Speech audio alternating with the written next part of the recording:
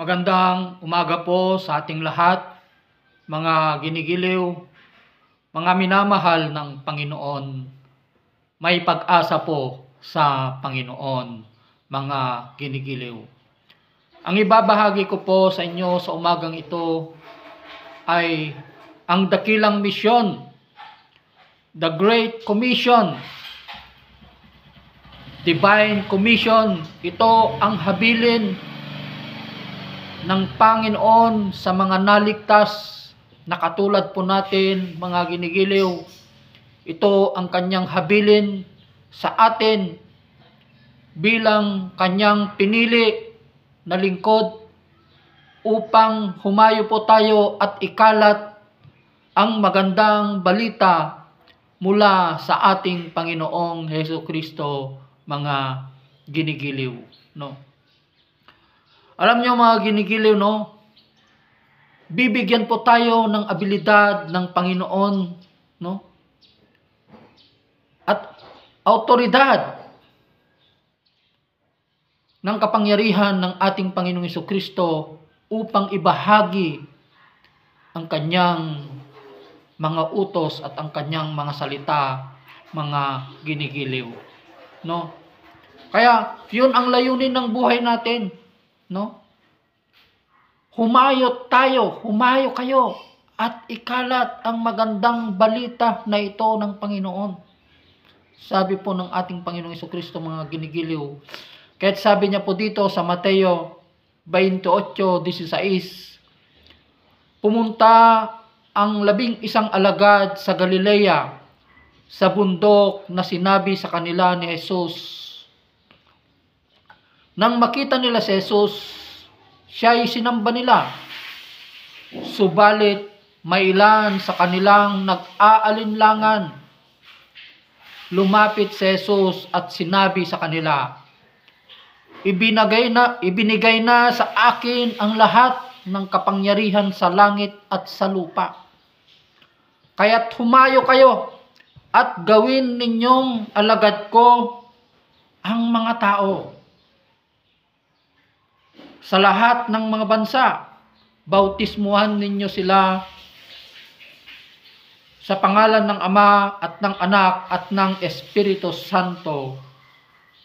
Turuan ninyo silang sumunod sa lahat ng iniuutos ko sa inyo.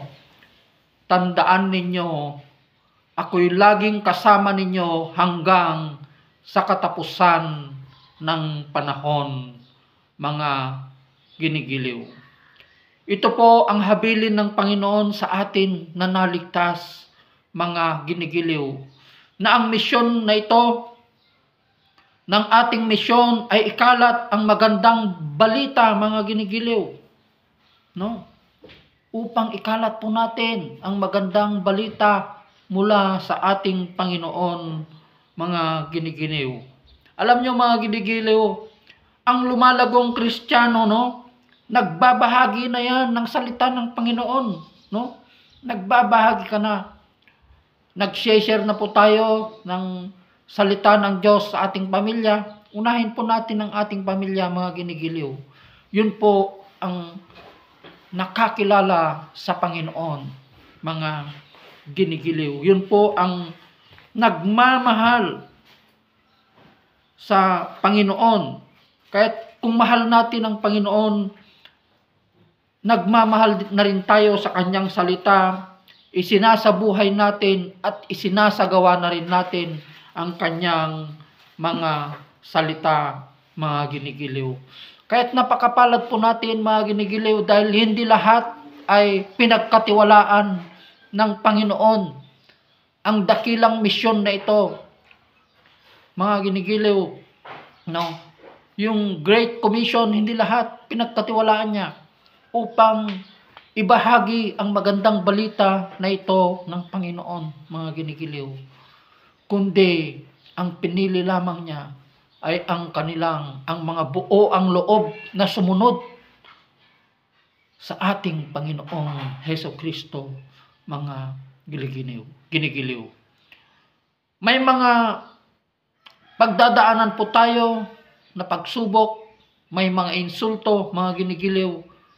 Subalit ito ay bahagi ng pagkatawag po sa atin ng Panginoon, mga ginigiliw, upang ibahagi po natin, no, ang magandang balita